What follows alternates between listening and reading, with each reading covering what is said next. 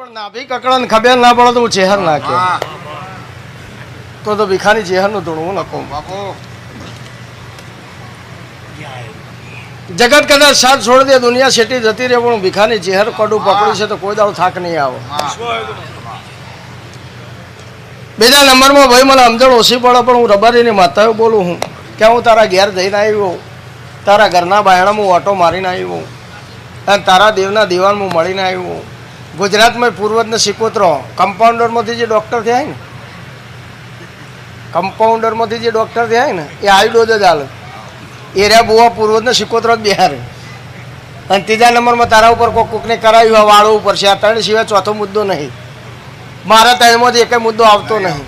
રાજસ્થાનમાં એવું ચાલે કે ધૂપ દેવડાવવાનું પડે મોંઘું પૂજનું પડે આર્ય જ છે બીજું કોઈ છે નહીં એટલે એવા ધૂપ નહીં દેવડાવતી હોય